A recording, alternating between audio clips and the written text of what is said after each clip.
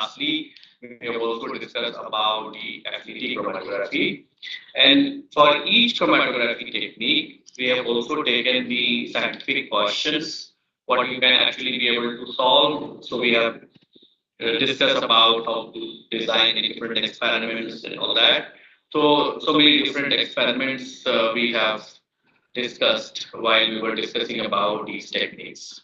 Now, related to immunology, in the immunology, we have initially discussed about the basics of immunology, and then we discussed about the antibody generation, which is basically a basic tool for any kind of immunology experiment. So we discussed about the antibody generation.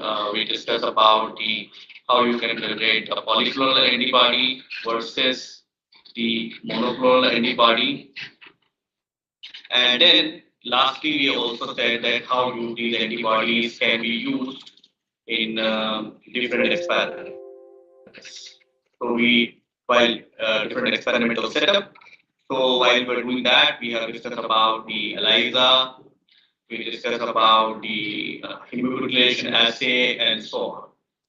And then in the case of cell biology, we discussed about the basics of cells, and then we discussed about the microscopy, and within the microscopy, we covered the light microscopy, we discussed about the fluorescence microscopy, we discussed about the electron microscopy. So within the electron, we discussed about the scanning electron microscopy and as well as the transmission electron microscopy. And for each of these techniques, we have also taken the scientific questions which you can actually be able to solve with the help of the some of these techniques. So we have taken some of the classical scientific questions which you can actually be able to solve. So with this brief introduction, it's better.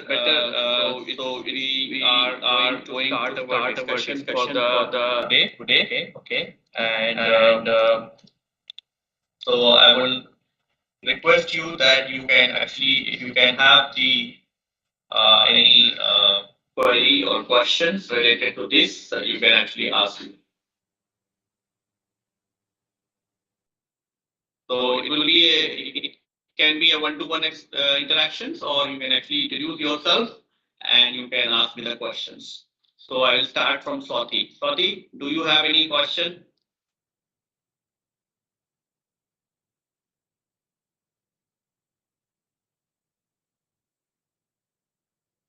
Swati?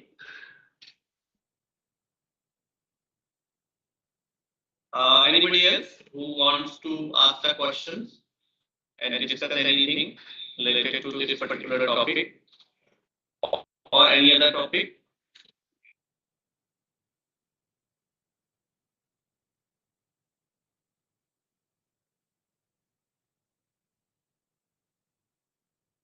Sanskrit?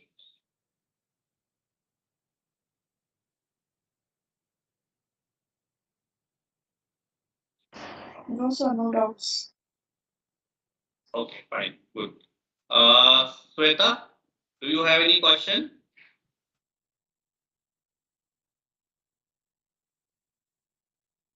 Nitya?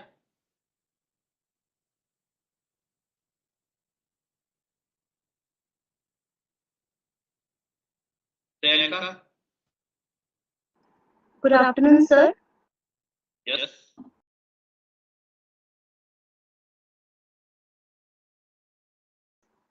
I could not understand the answer given in the question. The question was glycosylated hemoglobin in blood of a diabetic patient can be detected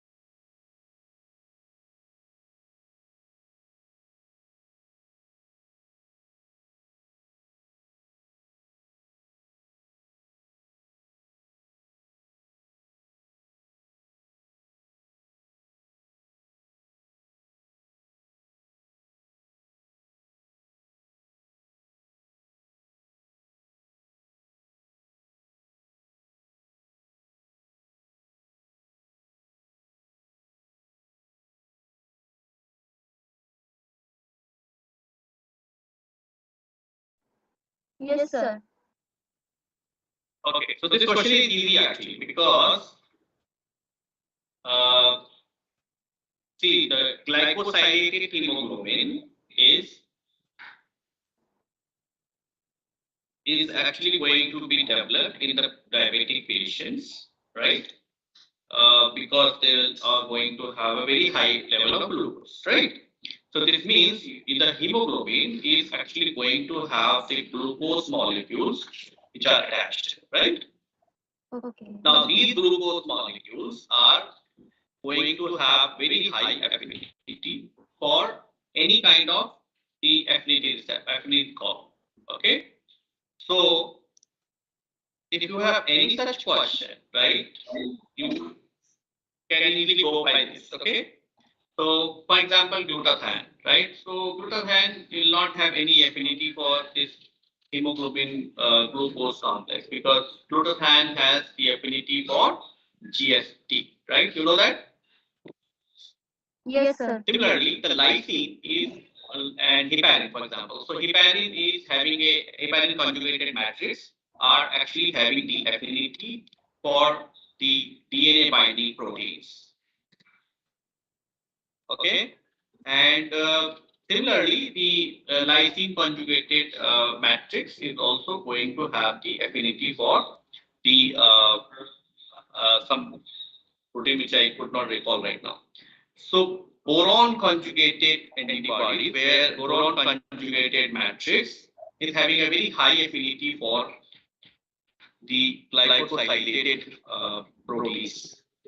Okay, so since they have the very highly specific affinity for the glycosylated proteins, they will go and bind to the glucose part of the glycosylated hemoglobin. And that's how they can be used for detection of the glycosylated hemoglobin.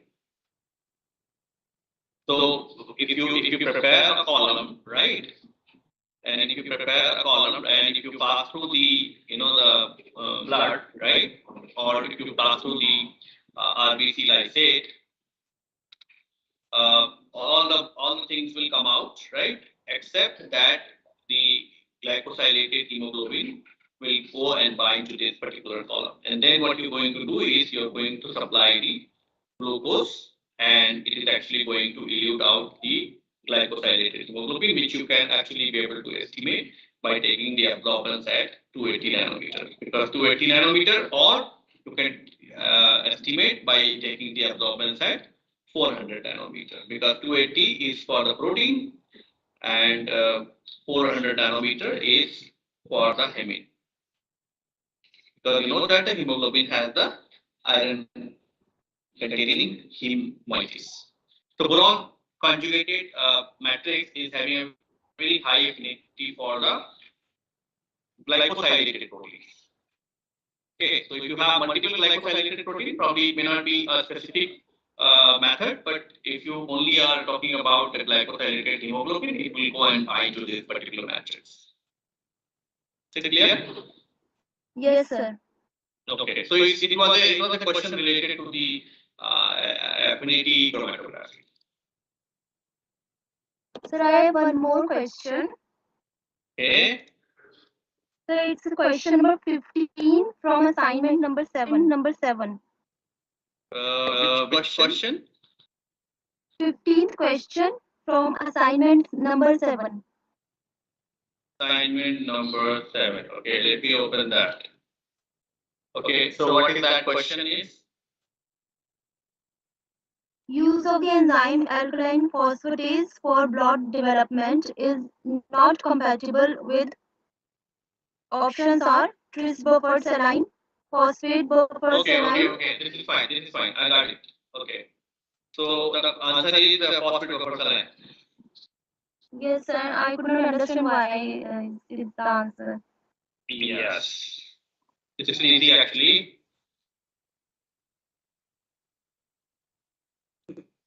This is easy. We just first put the question so that it is easy. Okay. So now I'm going to share my screen.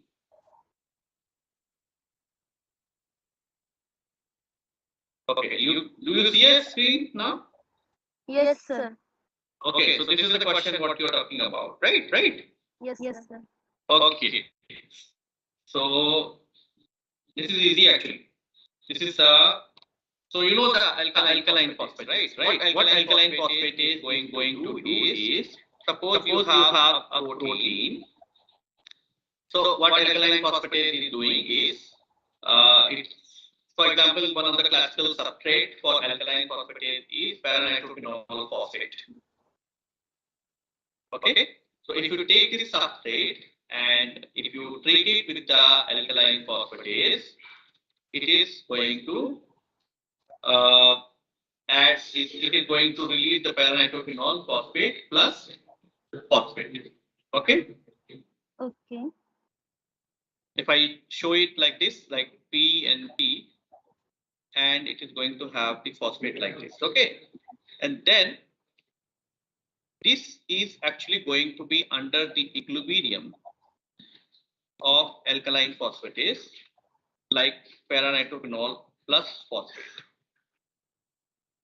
Now, you know that the enzymes actually can have the feedback inhibitions. Okay, so in case you are working with any of these buffers, like for example, if you are working with tris glycine buffer, there is no phosphate component. Okay, so there is no problem.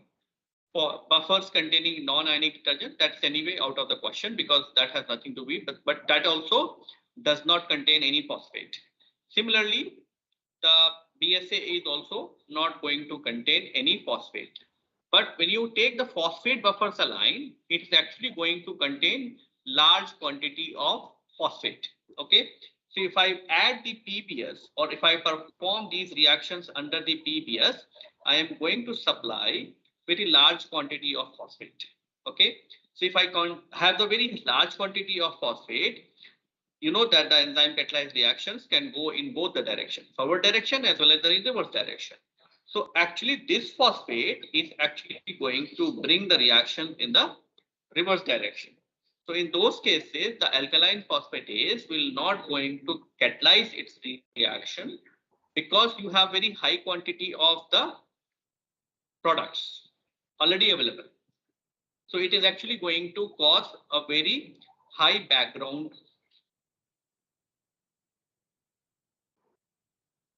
Okay, because the enzyme is fully saturated with the products, right? So if it's actually going to cause a very high background, which means the enzyme is not going to be optimally going to work and cleave the substrate, whatever the substrate you are going to put for plot development.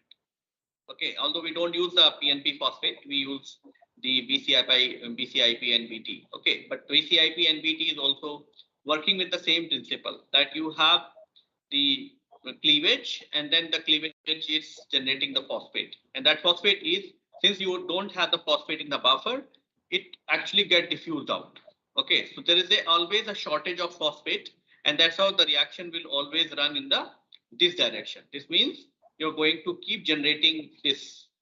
But if you have the PBS, then you are actually going to push the reaction in the reverse direction. This means you are actually going to reduce the kinetics of the forward reaction, and because of that the substrate, or because of that the blood development will not be proportional to the amount of enzyme what is being bound to the antigens. You understand? Yes, sir. And on the other hand, the the the the, the phosphate what will be present into the the membrane will actually going to bring the background up. So this means your signal will come down and the background will go up. So that's why it is actually not going to be compatible. If you perform any reaction with the PBS, that your kinetics of the reaction is going to be very slow down. Is it clear? Yes, sir. Got it. Okay, good. Thank you, sir. Yeah. Anybody else has any question? Hi, sir. This is Vati. Wait. Swati. Yeah, Swati. Yes, sir. So I have a question. What is your background, Swati? 11th question of week 7. Can you provide explanation for that, sir? What is the? I think there's a lot of noise coming from your side. Swati, what is the question?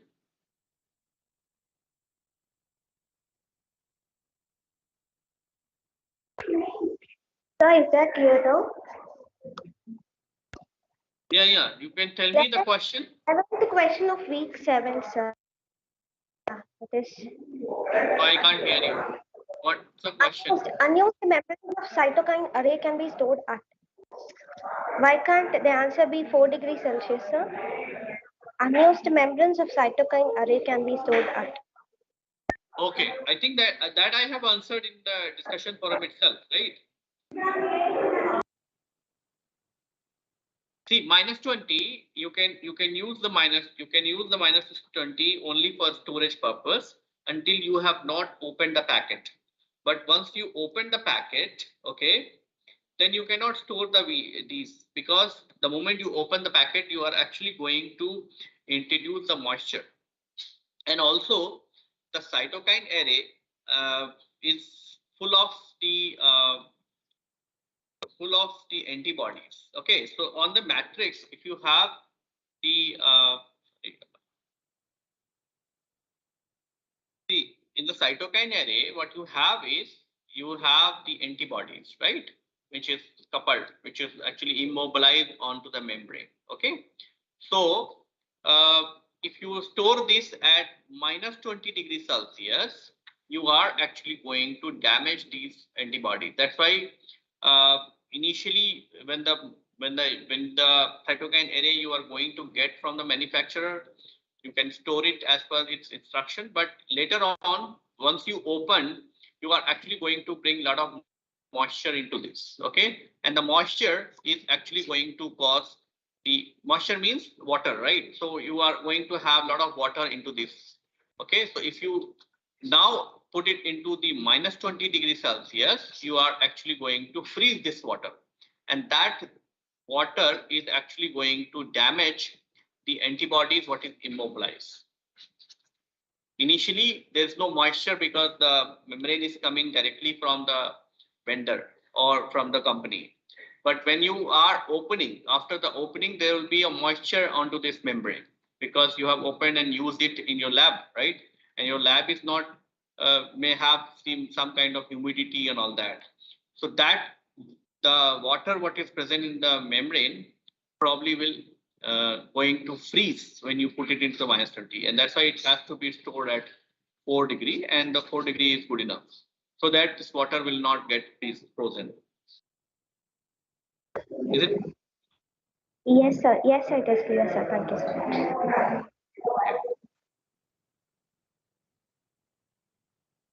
much. Anybody else?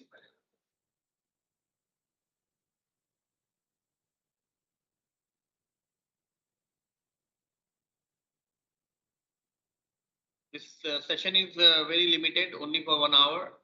In fact, it can be, if you don't have any question, probably will terminate the session even before also. Okay, so who's asking this? Chat box.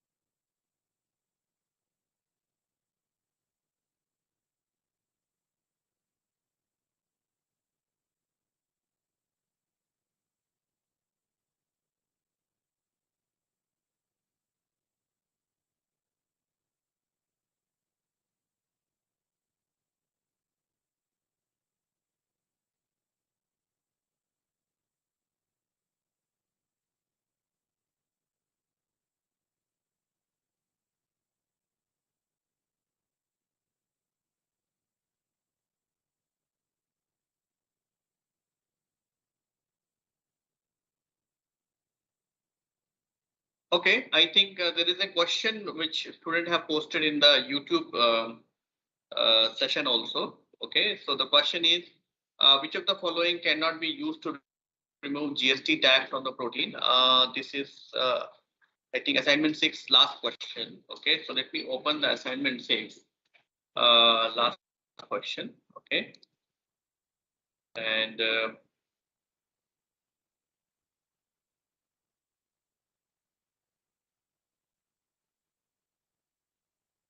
okay, so you can use anything which has the protease activity. Okay, so this last question says that which of the following cannot be used to remove GST tag from the protein, and the answer is that all of these, whether you are talking about the thrombin, factor 10A, factor 2A, are actually the proteases which are actually working in when actually working when there is a blood clotting. Okay, so during the blood clotting reactions, you are using the different types of proteases, and all of these are actually the proteases, except the factor 8, which is not a protease.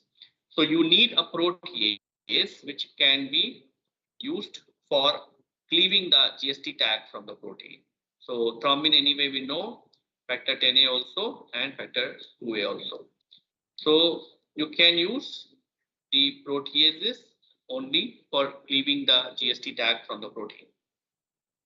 Then somebody is asking the book for this course. So I think there's no single book which is available to study the content. Theory part probably can be studied from some of the biochemistry book or the analytical biophysics books. But the experimental part, that what we have discussed, and that is the major component of this particular course, is like experimental course part. That is, I have collected from the many books, so it is very difficult to suggest you a single book where you can actually be able to find. What you can actually consult is the one of the NPTEL course, which is of the same name. And I have actually the NPTEL web course with the name of Experimental Biotechnology, and that also you can consult. So as far as the notes are concerned, probably you can actually consult that. But as far as the the experiments are concerned, or you think that there will be any book which actually going to cover all these, it is difficult to suggest right now. So if you have any more question, Lavanya,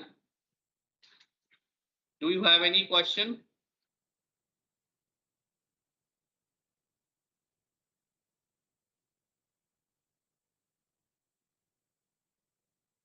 Chandan Kumar Singh. Yes, sir.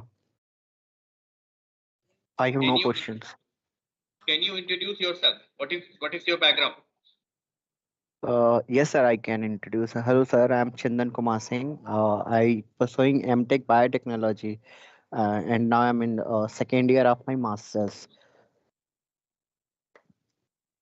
From where you are doing the biotechnology? Sir, I'm pursuing my MTech from Integral University, Lucknow. Oh, That Integral is in University. Uttar Pradesh. Yes, sir. Yes. I know Integral University. I have been to Integral University many times. I am be a part of its some of the committees also.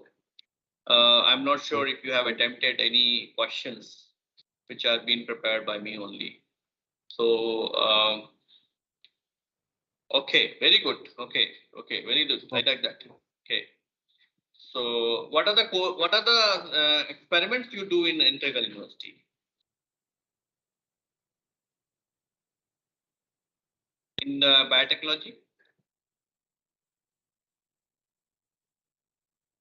Hello? Chandan?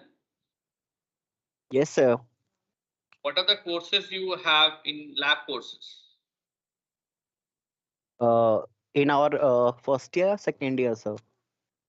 Any year, doesn't matter. What are the courses you study? And what are the Like different labs Okay, sir, we have a biotechnology lab, sir, plant cell culture lab, animal cell culture lab, experimental biotechnology, which is also merged in biotechnology as well. Sir, in Okay. each semester we have only one practical subject and four of the theory subject, and in our fourth semester we have regressions. Okay, good. So overall, you are happy, right? With integral university. Yes, sir. Sorry, you are not audible. Okay. Meeting is muted.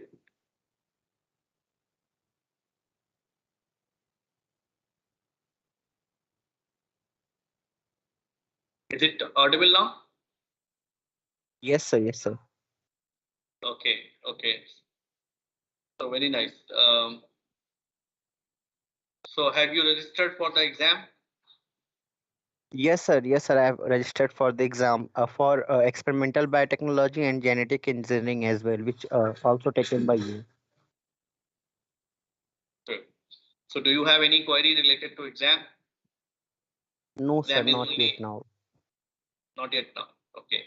Do Sir, you if know I the have any format? query, Do then you know? I posted it in the question query forum as well. You know the format? Sir, it's MCQ type. Yes. So MCQ type with no Sir, negative I marking. don't know how many questions are going to and how much times we So have okay. to So attempt that question. you're going to have 3 hours, and you are Yes, going sir. to get 100 questions, and there Yes, is sir. no negative marking.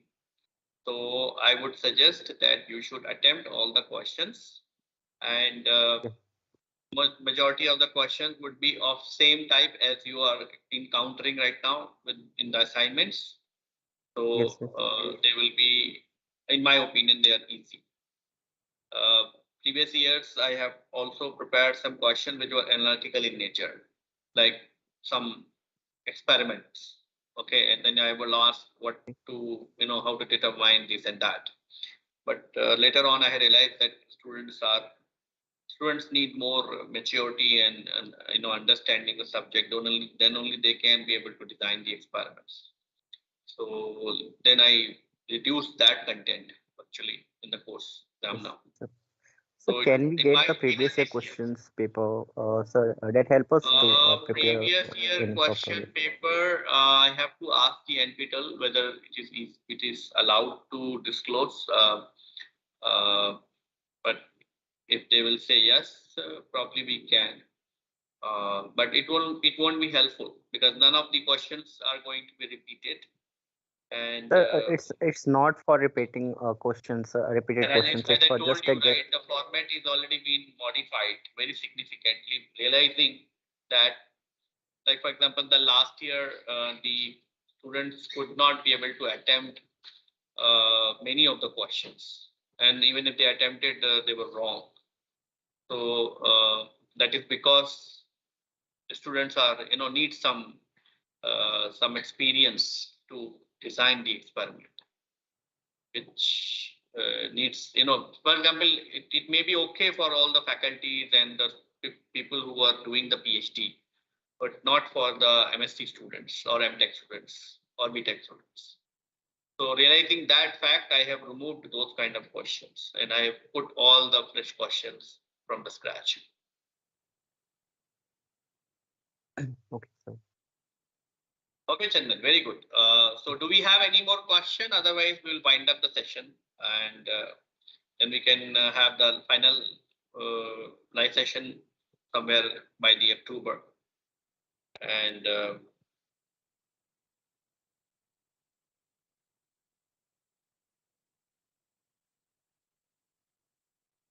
Sir, okay.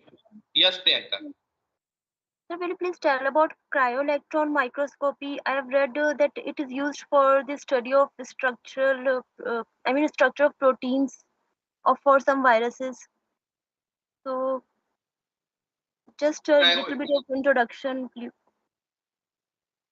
I think, yeah, so cryo-electron microscopy is, which is, See, I think it's a topic is very big. We cannot explain you each and every detail about the cryo-electron microscopy.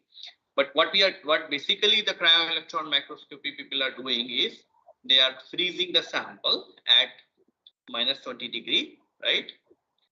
And and then they are actually cutting the sections, okay? And then those sections they are putting under the electron microscopy.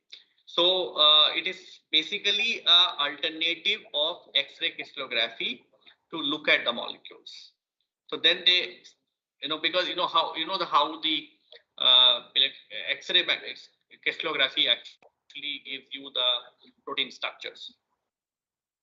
When we actually crystallized a protein, the protein molecules come together, right? And that's why they becomes diffractable values. Okay, this means they will be able to diffract the X-rays, and that's how you are going to get the diffraction pattern.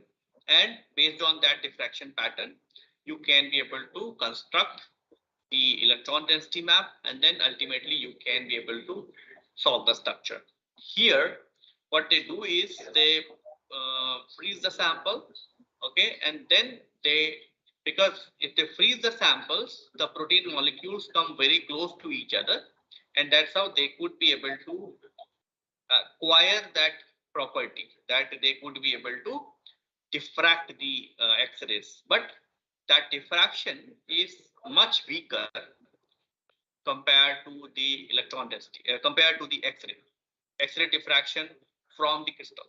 Okay, so once they got the diffraction pattern, then they try to reconstruct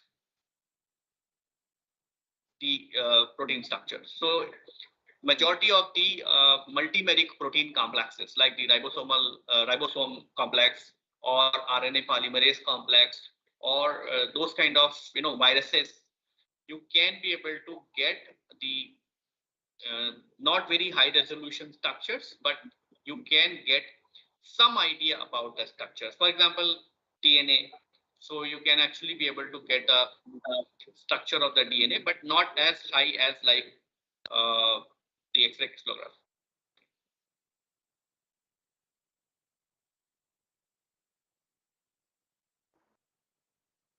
So, sir, it means that X-ray crystallography is better than cryo-electron microscopy in terms of resolution. No, yeah, definitely, because the cryo-electron microscopy will give you the structure of the resolution around 7 to 8 angstrom. Okay. Whereas the X-rays can actually give you the structure which is around 1.9 or 1.8. So basically, if you give you a comparison, okay, the cryo-electron microscopy will say, okay, there is a helix present, there is a beta sheet present, but it will not tell you the orientation. It will not tell you whether it is a parallel sheet or anti-parallel sheet or something like that. So it is very, very low resolution. It only gives you the, okay, there is a virus. It has 5 proteins on the top. What is the structure of? So it will only give you a broader picture that okay, this virus is ball shape. It has this kind of arrangement of the proteins and so on. It will not tell you the structure of those proteins. Whereas X-ray, if you do the X-ray diffraction of that same virus, if you could be able to solve the structure, right, it will actually give you the structure. It will tell you where the proline is, where the arginine is, how the helix are arranged, what are the secondary structures are present. So that kind of information you will not get from the cryo-electron microscopy. Okay, thank you, sir. Yeah. So do we have any more questions? We have a couple of students.